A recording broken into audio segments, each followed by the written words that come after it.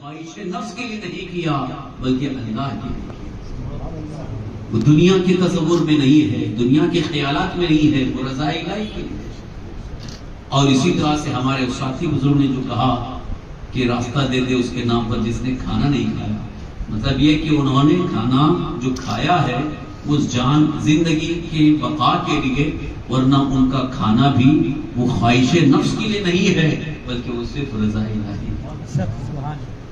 تو اس سے بات سمجھ میں آئی کہ بندہ مومن جب کام کو یہ صرف اللہ کی رضا کے لیے کرتا ہے تو پھر اللہ تعالیٰ اس میں برکت بھی عطا فرماتا ہے، اور پھر اس کے اندر ایسے کرشمے اسے اللہ دکھا دیتا ہے جو بندہ کبھی سوچ بھی نہیں سکتا. یہ اصل منزل کی طرف متوجہ ہونے کا سب سے عظیم فائدہ یہ ہے کہ دنیا کی جتنی بھی طاقتیں ہیں، دنیا کے جتنے بھی معاملات ہیں، ان سب سے آپ بالکل ہی بے نیاز ہو کر اپنی منزل کی طرف رواں تمام ہو سکتے ہیں. ضرورت ہے. آج دنیا ہمیں دیکھنا چاہتی ہے.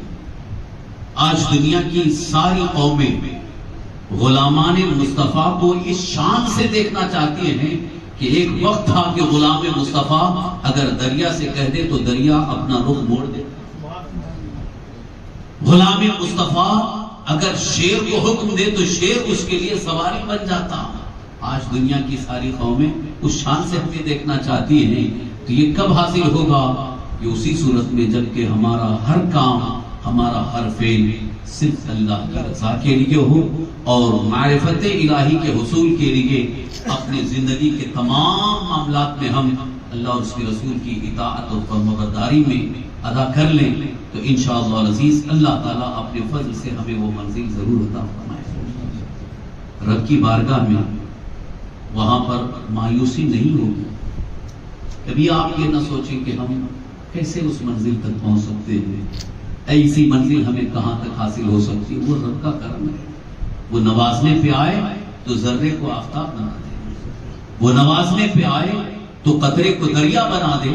وہ اللہ کا کرم ہے، جسے چاہے جو چاہے عطا فرما دے. ذالک فضل اللہ یؤتیہ من یشاء. اللہ کا فضل ہے، وہ جسے چاہے عطا فرمائے. ہماری توجہ اللہ کی ذات پر. اسی لیے اکثر میں اپنے اسٹوڈنٹس کو، اپنے طلباء کو ایک نصیحت یہ بھی کرتا ہوں کہ پڑھنے کے وقت، تعلیم حاصل کرنے کے وقت بڑا ٹارگیٹ رکھو، بڑا ٹارگیٹ رکھو، بہت اونچا ٹارگیٹ رکھو. جیسے آج بھی بہت سارے اسکول کے بچے اسکول پڑھتے وقت ایک ٹارگیٹ رکھتے ہیں، مجھے یہ ڈگری حاصل کرنا ہے، مجھے ایم اے کرنا ہے یا بی ایس سی کرنا ہے، جو بھی ان کا ایک ٹارگیٹ ہوتا ہے. لیکن بڑا ٹارگیٹ رکھتے ہیں اور اسی میں سے کچھ طلباء، کچھ اسٹوڈنٹس جو ہے وہ بڑا ٹارگیٹ نہیں رکھتے. وہ سوچتے ہیں ہاں ایس ایس سی ہو جائے گا چھوڑ دیں گے، 12ویں کر لیں گے چھوڑ دیں گے. بڑا ٹارگیٹ نہیں ہے. وجہ کیا ہے؟ وہ ٹارگیٹ نہیں رکھتے، اور اگر رکھنا بھی چاہتے ہیں تو اپنے کو دیکھتے ہیں کہ میں کر پاؤں گا کہ نہیں. میں یہ نصیحت کرتا ہوں کہ جب بھی آپ پڑھ رہے ہیں یا کوئی کام کر رہے ہیں تو بڑا ٹارگیٹ رکھو، اور اگر بڑا ٹارگیٹ رکھ رہے ہو تو اپنے آپ کو مت دیکھو، اپنے رب کو دیکھو. سبحان اللہ. وہ جب چاہے، جس طریقے سے چاہے تمہاری اس ٹارگیٹ تک تمہیں پہنچا دے. تمہاری محنت، تمہاری کوشش جاری ہونی چاہیے، اور اللہ تعالیٰ کسی بندے کی محنت کو ضائع نہیں فرماتا، وہ اس کو ضرور صلاح فرماتا ہے. توجہ ہماری اللہ رب العزت کے کرم اور اس کے فضل کی طرف ہونی چاہیے. تو لہٰذا معرفت کے حصول میں بھی اگر ہم پہلے ہی سے اپنے آپ کو دیکھیں کہ ہم ایسے کہاں کر پائیں گے، ہم تو دنیا میں ہم تو دنیا میں بہت سارے مسائل میں الجھے ہوئے ہیں، کہاں سے ہوگا؟ مسائل تو زندگی میں رہیں گے. دنیا کے مسائل سے آپ جان چھڑا نہیں سکتے. ایک ہی راستہ، یا تو کہ جنگل چلے جائیں، اور جا نہیں سکتے جنگل میں رہیں گے تو وہاں بھی لوگ ہم کو نہیں چھوڑیں گے، وہاں بھی پریشان ہوں گے.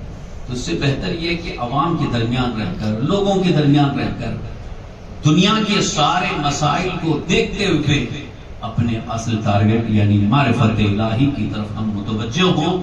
اور اس کے لیے سب سے بہتر یہ ہے کہ اپنے آپ کو یہ دیکھیں کہ ہماری زندگی اللہ اور اس کے رسول کی اطاعت اور فرمانبرداری میں گزر رہی ہے یا نہیں. اگر کہیں کمی ہے تو اسے دور کریں، اس کی اصلاح کریں، پھر آگے بڑھتے رہیں. انشاءاللہ اللہ کی معرفت ضرور حاصل ہوگی، اور یہی معرفت الہی کا حصول ہمیں دنیا میں بھی کامیابی کا باعث ہے.